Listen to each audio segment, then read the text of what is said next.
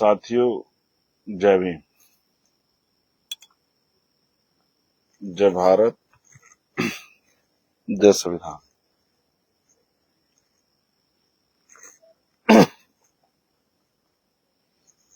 आशा करता हूं कि आप सब अच्छे होंगे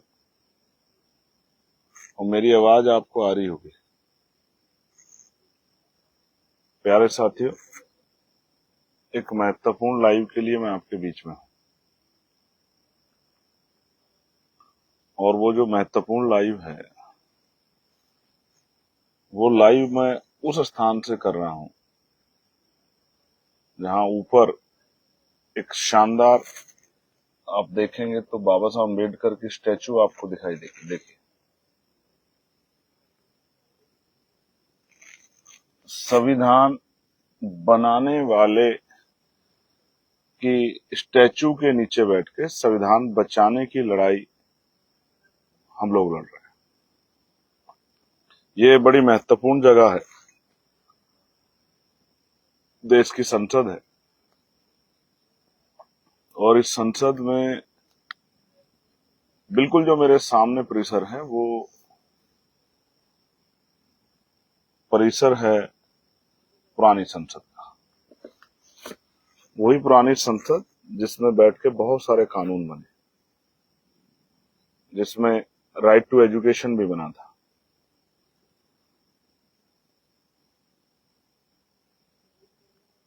शिक्षा का अधिकार, जो कहता है कि 6 से 14 साल के बच्चे को शिक्षा अनिवार्य है। और आज जब हम लोग आंदोलन कर रहे हैं तो भी हम लोग शिक्षा पे ही आंदोलन कर रहे हैं। शिक्षा, पेपर लीक, निष्पक्ष परीक्षा, ये सब शिक्षा का ही विषय है, शिक्षा से जुड़ा हुआ है। और मेरा इस आंदोलन में जुड़ने का सबसे महत्वपूर्ण रीजन ये था कि शिक्षा मेरा फेवरेट सब्जेक्ट है। आप जानते हैं भीम आर्मी का स्थापना दिवस आज है और भीम आर्मी का जो विजन है उसमें शिक्षा बड़ी इंपॉर्टेंट है। और हमने भीम आर्मी पाठशालाएं खोली थी, आपको याद होगी, मेरे बहुत सारे पुराने साथियों को याद होगी। संविधान की रक्षा और भीम आर्मी पाठशाला, ये दो बड़ी महत्वपूर्ण चीजें थी जो हमारे लिए बड़ी महत्वपूर्ण थी, जिन पे हम लोग बार बार कहते थे कि भीम आर्मी संविधान का रक्षक दल है और हम लोग बुनियादी शिक्षा को, प्राइमरी शिक्षा को मजबूत करेंगे, इसलिए अपने पाठशालाएं खोली थी। तो मैं अब महत्वपूर्ण लाइव की तरफ आगे बढ़ते हुए जो सीनियर साथी, क्योंकि आज स्थापना दिवस है, मैं उनको पुनः बधाई देता हूं, मंगल कामनाएं भी करता हूं उनके लिए और अपने इस महान संगठन के लिए प्रार्थना करता हूं महापुरुषों से, कुदरत से, कि ये दुनिया का सबसे शक्तिशाली सामाजिक संगठन बने और लोगों को जागरूक करने में और उनके दुख तकलीफें कम करने में, उनको न्याय दिलाने में, उनको जागरूक करने में बड़ा योगदान है। और ऐसे भीम आर्मी भारत एकता मिशन सदियों सदियों अमर हो जाए, इसमें काम करने वाले लोगों का सम्मान दिन रात बढ़े और वो तरक्की करें, वो सारे परिवार। मैं अपनी बात को शुरू करते हुए बहुजन समाज में जन्मे सभी संतों, गुरुओं और महान पुरुषों को नमन करता हूं और मैं चाहता हूं कि आज ये मेरी बात उन सब तक भी जाए जो मुझे किसी कारण से नहीं सुन पा रहे थे, उन तक भी जाए। मेरी इच्छा है कि उन तक ये बात पहुंचे और वो इस बात को सुने कि बेसिक रीजन, वो जो अन्याय हुआ वो तो है ही, लेकिन मैं किस तरह देखता हूं इस पूरे उसको। मैंने इस पे कुछ काफी रिसर्च किया। आज आंदोलन में रहते और कोई काम तो था नहीं, तो बहुत सारा पढ़ा और मैंने जो लिखा, जो उस तरह से बनाया, उसके बावजूद मैं कह सकता हूं कि आपको आज जब मुझे आप सुनोगे तो शायद आपको समझ आएगा कि मैंने जो डिमांड रखी है कि पेपर लीक सबसे बड़ा देशद्रोह, ये मांग क्यों की है। देशद्रोह एक बड़ा विषय, तो इसलिए मैंने ये डिमांड की है कि आज देश के युवाओं का भविष्य जो खतरे में है, जिसपे सबसे बड़ा हमला हो रहा है, और वो हमला क्या है, पेपर लीक। ये कोई साधारण अपराध नहीं है, इसको हम लोग साधारण अपराध की संज्ञा में नहीं ला सकते। ये सबसे बड़ा देशद्रोह है। क्यों? इस बात को आप समझिए। जो लोग पेपर लीक कराते हैं वो सिर्फ पेपर नहीं लीक कराते, वो नौकरियों को बेचते हैं। और जब वो नौकरियां बेचते हैं तो सिर्फ 1, 2, 150, 1000, 2000 बच्चों का भविष्य नहीं, सारे सिस्टम से खिलवाड़ करते हैं। भारत की संविधान की मूल भावना से, संवैधानिक अधिकारों से, अवसर की समता से, वो संविधान से खिलवाड़ करते हैं, इसलिए देशद्रोह है। सपोज दैट किसी बच्चे ने बहुत मेहनत की और उसका हक छीन के पेपर लीक करा किसी और आदमी को मिल गया, और वो बच्चा जो है उसके बाद किस तरह की परिस्थिति से गुजरता है, मानसिक। मैं क्योंकि रात भर बारिश में भीगने में से मेरा गला बैठ गया है, हो सकता है कई बार मैं ऐसी चीज कह जाऊं उसको समझने में आपको दिक्कत हो, तो मैं कोशिश करूंगा कि धीरे धीरे अपनी बात को आपको समझाऊं, जिससे कि मैं पूरी बात कह पाऊं और पूरी बात समझ पाऊं। प्यारे साथियों, मैं यहाँ संसद में धरने में बैठा हूं। हालांकि ये भी एक वो है कि मैं जाकर जंतर मंतर या कहीं और भी धरना दे सकता था, लेकिन जो काम मैं अकेला कर सकता हूं उसके लिए मैं बहुसंख्यक साथियों क्यों परेशान करूं। जंतर मंतर पे ऑलरेडी प्रोटेस्ट चल रहा है। इस प्रोटेस्ट से क्या हुआ आप जानना चाहते हैं? तो जानिए ये कि जो कल नहीं निकला था वो आज निकला है। जो कल डर रहा था कि कोई बड़ी घटना हो जाएगी, किसी की जान चली जाएगी, ये हो जाएगा, वो हो जाएगा, हम क्यों बीच में जाएं, हमें क्या मतलब है, ये तो उस संगठन का आंदोलन है, ये तो उस पार्टी का आंदोलन है, तो ये है वो है, ये युवाओं का आंदोलन है, किसी पार्टी का आंदोलन नहीं है। और मैं पहला शख्स था जिसने कहा कि पार्टी बाहर छोड़ के आना, झंडा बाहर छोड़ के आना, सामाजिक झंडे लेके आना, महापुरुषों की तस्वीरें लेके आना, तिरंगा लेके आना, इस प्रोटेस्ट को कामयाब करना, ये मैं पहला ऐसा आदमी था। तो आज आप देखो बड़ी हलचल है। ये क्यों कल क्यों नहीं थी? आप देखो परसों क्यों नहीं थी? अगर आप सबको इतना ही प्रेम था इस आंदोलन से, तो परसों आपने इतनी भागदौड़ क्यों नहीं की? कल क्यों नहीं की जब इतने लोग आए थे? आज क्यों की? क्योंकि कल रात से जिस तरह से ये लड़ाई आजाद समाज पार्टी ने आगे बढ़ के ठानी है, तो हर कोई अब लग गया है कि जो मांगे हमने की हैं और जो इतना बड़ा मोब इकट्ठा हुआ था, उसकी मांग तो आज नहीं तो कल माननी है सरकार को।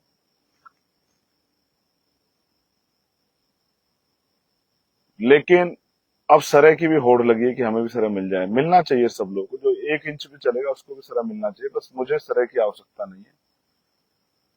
मैं उन बच्चों की, अब भी मेरी आंखों में वो दर्द घूम रहा है जब उनके सर फटे, वो फटे सर से मेरी तरफ दौड़े कि भैया लाठीचार्ज हो गया, खून टपक रहा था। कल इस सरकार के इशारे पे पुलिस ने, और पुलिस के साथ कुछ ऐसे लोग जो वर्दी में नहीं थे, उन्होंने खून की होली जैसा कुछ कार्यक्रम किया, होली खेलने वाला खून की। और मुझे तकलीफ है, जो वीडियो मैंने आज पोस्ट भी की है, जिस तरह से बेटियों के साथ, मैं वर्दी का इतना सम्मान करता हूं, लेकिन जिस तरह की हिंसा हुई, अपमान हुआ, जिस तरह से उनके प्राइवेट जो है स्थानों पे उनको जो है डंडे मारे गए, वो वीडियो में दिख रहे हैं। जिस तरह से उनको थप्पड़ मारे गए और भी तमाम तरह की चीजें, वो इस बात का उदाहरण है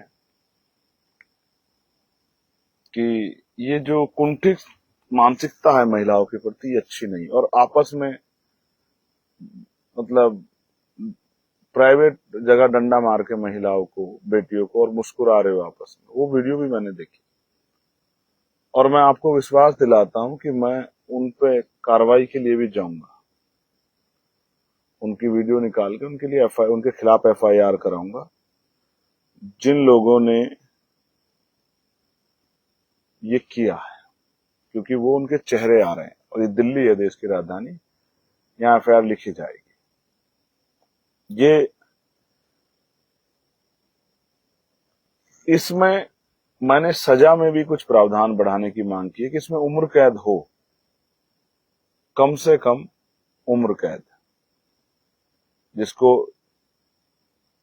क्योंकि आजकल पैसे वाले लोग जो भ्रष्टाचार करते हैं वो आसानी से निकल आते हैं बाहर, ये खतरनाक है। तो इसलिए मेरी मांग है कि इसको, जैसे आज देश के प्रधानमंत्री ने, आपके बैठने का इतना असर है कि आप प्रधानमंत्री जी ने भी आज कहा और कल के प्रोटेस्ट का कि भाई जो है हम लोग इस पे नीट पे बड़ा काम करेंगे, पेपर लीक को ये करेंगे, सब चीजें युवाओं के भविष्य खिलवाड़ने की, ये सब बोलना पड़ रहा है क्योंकि नौजवान जाग रहा है।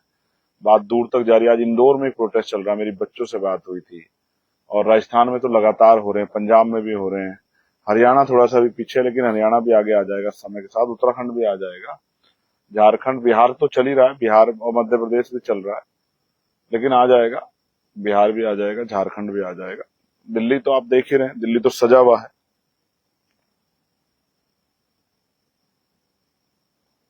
उनको जो सजा है वो, उसमें किसी भी तरह की छूट ना हो, क्योंकि ये एक ऐसा अपराध है जिससे युवाओं का भविष्य, और युवा क्या है, देश की रीढ़, देश की रीढ़ को आप कमजोर कर रहे हैं, जो हम लोग नहीं होने देना चाहते। इसलिए इनकी सजा में कोई छूट ना हो। जैसे आप इस तरह समझिए कि ये हमला कैसे करता है, इससे नुकसान कैसे पहुंच, जैसे कोई गरीब किसान मजदूर परिवार है, उसका बेटा तैयारी कर रहा है, दिन रात मेहनत कर रहा है सुबह शाम, और माँ बाप भी अपने हिस्से का पेट काट के उसको दे रहे हैं कि चलो भाई आप तैयारी करो, बिल्कुल मत घबराओ, किसी चिंता मत करो, कर्ज ले रहे हैं, जमीन गिरवी रख रहे हैं, और तमाम तरह की चीजें कर रहे हैं जो भी उसकी आवश्यकता अनुसार है, जिससे कि उसको दिक्कत ना आए। उसको अगर गर्मी लग रही तो एसी की व्यवस्था करा रहे हैं, और जाने आने में दिक्कत है तो मोटरसाइकिल की व्यवस्था करा रहे हैं, रोज तेल की व्यवस्था करा रहे हैं पूरे, और अगर वो कहीं रह के काम कर रहा है तो बकायदा जो है उसके रहने के कमरे की व्यवस्था कर रहे हैं। वो सारी चीजें करके दे रहे हैं कि ये बच्चा जो है उसको दिक्कत ना है, क्योंकि माँ बाप ऐसे ही होते हैं। और माँ गरीब परिवार ये सोच रहा है, वो मजदूर किसान परिवार, कि भाई कल मेरा बेटा डॉक्टर बनेगा, या एक्स वाई जेड कोई भी पेपर लीक हो जाए, डॉक्टर, इंजीनियर बनेगा, वकील बनेगा, जज बनेगा, आईएएस बनेगा, आईपीएस बनेगा, पीसीएस बनेगा, कुछ भी उस तरह की डेजिग्नेशन जिस पर जाएगा वो, और खुश है, सपने देख रही है माँ की, जितनी बन के आएगा उस दिन मेरे गरीबी के दिन बदलेंगे, चूल्हा हटेगा, गैस आएगा, मेरे कमरे में भी एसी आएगा, मुझे कहीं घूमने का मौका मिलेगा, इसकी बहन की शादी है, ये कुछ मदद करेगा, हाथ बटाएगा, तो इसके पिता का भार कम होगा। ये उनके मनों में सपने चल रहे हैं। बहन के मन में भी चल रहे हैं कि अगर भैया कहीं अच्छी जगह कामयाब हो जाएगा, या भाई के मन में चल रही है कि बहन कामयाब हो जाएगी, तो वो आगे उसकी पढ़ाई में, उसके रोजगार में, उसके लिए कुछ रोज व्यापार करने में कुछ हाथ बटाएगी। तो एक दूसरे से सपने कनेक्ट है। पिता के मन में भी सपने हैं कि मैंने पूरी जिंदगी मेहनत करते करते काट दी, अगर मेरा बच्चा कामयाब हो जाएगा तो मैं भी अब इस शरीर को जो थक गया, बूढ़ा हो चला है, तो भाई मैं भी अब आराम करूंगा थोड़ा सा, और तीर्थ तीर्थ जाऊंगा घूमने, कहीं रिश्तेदारी में समय दूंगा, या कुछ घूमूंगा फिरूंगा, मतलब जीवन के कुछ अच्छा समय बिताऊंगा। और अचानक से पता लगता है एक दिन आपको कि पेपर लीक हो गया है। अब वो जो सारा सपना, उस बच्चे का भी सपने होते हैं, कई बार प्रेम विवाह के सपने होते हैं, कई बार और बहुत सारे सपने होते हैं, कई बार अच्छी जिंदगी जीने के सपने होते हैं, कई बार गाड़ी और तमाम तरह की चीजें लेने के, अच्छा घर बनाने के सपने होते हैं, बहुत सपने होते हैं, और सपने से आगे भी सपने होते हैं। वो सारे सपने खत्म, वो सारी मेहनत बेकार, और मायूसी छा जाती है पूरे परिवार के ऊपर। और वो बच्चा जिसने हो सकता है पिछले कुछ दिनों पेपर की वजह से सो के भी ना देखा हो, परिवार ने किस तरह कष्ट सहे हो, अब वो टूट गया है बिल्कुल कि भाई ये तो गलत हो गया, बहुत अच्छा पेपर हो गया था, ये बहुत अच्छी तैयारी थी, अब दोबारा मुझसे नहीं होगा, इतनी रातें नहीं जाग सकता मैं एक साथ, इतनी मेहनत नहीं कर सकता, वो टूट गया है। और ये दर्द एक परिवार का नहीं है, ये लाखों करोड़ों परिवार का दर्द है जो मैं आपसे बयां कर रहा हूं। जैसे खाली नीट के एग्जाम को देख देंगे तो 40 लाख बच्चे, इसलिए ये बात मैं आपके सामने रख रहा हूं कि हम जो, ये जो सुसाइड हुए हैं 21-22 जो सुसाइड हुए, कैसे हुए सुसाइड, ये क्या कारण हुआ? क्योंकि उन बच्चों में निराशा आ गई थी, आशा नहीं बन पा रही थी। लग रहा है कोई दूसरा अटेम्प्ट है, कोई तीसरा अटेम्प्ट, नहीं भाई अब नहीं करूंगा, अब नहीं हो पाएगा, गलत हो गया भाई, अब नहीं मेहनत कर सकता, ये तो हर बार का काम है, 24 में लीक हो गया, 26 में लीक हो गया। इसलिए मैं बार बार कह रहा हूं कि इसके जिम्मेदार शिक्षा मंत्री, ये जो परीक्षा की जो पॉलिसी है, परीक्षा नीति, वो अच्छी नहीं है। मैं चाहता हूं धर्मेंद्र प्रधान इस्तीफा दे, मगर सिर्फ धर्मेंद्र प्रधान इस्तीफा ना दे, उनके साथ साथ सरकार एक अच्छी परीक्षा नीति बनाए कि हमें वायु सेना का सहारा न लेना पड़े और हमारा पेपर लीक ना हो, बच्चों का भविष्य बर्बाद ना हो। ये लड़ाई साथियों नौकरी की लड़ाई नहीं है, सिर्फ ये न्याय की लड़ाई, इसलिए मैं इस लड़ाई के साथ खड़ा हूं। और आपको याद है जो बच्चे वहां रहे होंगे, मैंने उन पर बहुत गुस्सा किया था, लेकिन उनको आज मेरी बात याद आएगी, क्योंकि वो उन बच्चों में नहीं थे या उन पीड़ाओं से बच गए होंगे जिस पीड़ा का सामना कई बच्चों को निर्दोष होते हुए करना पड़ा। सरों पे लाठियां पड़ी, सर फूट गए, टांगे टूट गई, हाथ टूट गए, कपड़े फट गए, अपमान हुआ है, और इस तरह के गलत जगह गलत तरीके से डंडे जो हैं मारे गए हैं, कीले लगे हुए डंडे। वो जब घर जाएंगे तब उनको एहसास होगा कि वो रुकना नहीं चाहते थे, कि हमें मार्च करना है। और मैं देख रहा था आगे पूरा पैक है, और मैं उनसे हाथ जोड़ के अपील कर रहा था कि बैठ जाओ बच्चों। लाठी, उनको लाठी लगी हुई थी, मुझसे कह रहे भैया पीट दिया है, पीट दिया है, चोट भी दिखा रहे, खून भी दिखा रहे। तो मैं उनसे कह रहा कि आप घर से चले हो ना तय करके कि हमें लड़ाई लड़नी है, हमें अधिकार लेना है, हमें इस्तीफा चाहिए शिक्षा मंत्री का, हम उन परिवारों के लिए मुआवजे की मांग करनी है। तो ये सोच के आए, तो ये भी तय करके आए लाठी लगेगी, तो अपनी व्यक्तिगत लड़ाई मत लड़ो। व्यक्तिगत लड़ाई लड़ो क्या करोगे, पुलिस से आमना सामना करोगे, कानूनी कार्रवाई कर सकते हैं, आमना सामना नहीं कर सकते। दूसरा, अगर हम आमना सामना करेंगे तो हमें गोली भी मारना आसान हो जाएगा।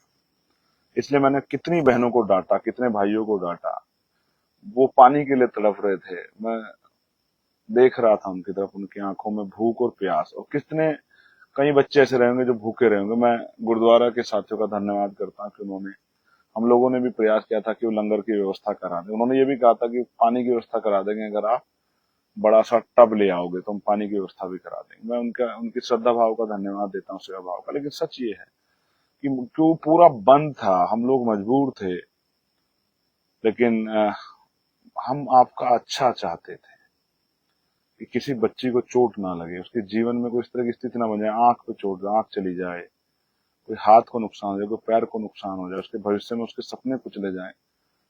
तो आप मुझसे नाराज हो सकते हैं इस बात से कि भाई भैया ने जो है हमें डांट दिया, जाने नहीं दिया, लेकिन आप नहीं समझ सकते। जहां मैं खड़ा था वहां कम से कम 1 लाख बच्चे थे जहां मैं खड़ा था, और मैं उनको कई हिस्सों में रोक के कसमा धर्म देते हुए, समझाते हुए रोक के आया, उनको विश्वास दिलाते कि आपकी मांग मानी जाएगी। प्यारे साथियों, ये जो लड़ाई है, ये लड़ाई है उन माँ बाप के आंखों की चमक जिंदा रखने की, मजबूत रखने की, बढ़ाने की, जिन माँ बाप ने सपने देखे अपने बच्चों को पढ़ाते। ये लड़ाई है उन बच्चों की जिन्होंने सपने देखे खुद के लिए। वो लड़ाई है उन करोड़ों परिवारों की जिन्होंने अपने एक बच्चे को कुर्बान करने के लिए कई बार अच्छे कपड़े नहीं खरीदे, अच्छे जूते नहीं बनाए, घर का कोई काम रोक दिया, अपने लिए सुविधाएं नहीं रखी। कई बार हम जब मूवियां देखते हैं, जब हम सोनम भाई की बात करते हैं, मैं सोनम भाई के लिए भी, मुझे पता लगा भी कि मेदांता उनको शिफ्ट कर रहे हैं, ऐसा ऑर्डर आ गया है, तो मैं उनके लिए भी अच्छे स्वास्थ्य की प्रार्थना करता हूँ। लेकिन आप समझो, आप जब सोनम भाई को देखोगे तो 3 इडियट को भी आपको याद आएगी। और मैं 3 इडियट का जिक्र क्यों कर रहा हूँ, क्योंकि आप देखो कि एक पिता जो है, फरहान नाम का जो करेक्टर, उसके फादर जो है चाहते हुए इंजीनियर बने, और वो उसके लिए किस तरह से एक एक पैसा जोड़ के, और दूसरा जो राजू है उसका करेक्टर, और वो उसकी बहन की शादी से लेकर, मिडिल क्लास परिवारों का यही हाल है। गरीब परिवारों के तो और भी बड़े सपने हैं कि बेटा कामयाब हो जाएगा तो शादी की, बेटी की शादी की व्यवस्था, घर की व्यवस्था, गाड़ी की व्यवस्था, ये सब कर लेगा, वो हीरो बन जाता है उनका। इसलिए मैंने महसूस किया कि एक बड़ा सपना था, इसलिए उस आपको सुरक्षित रखना जरूरी था।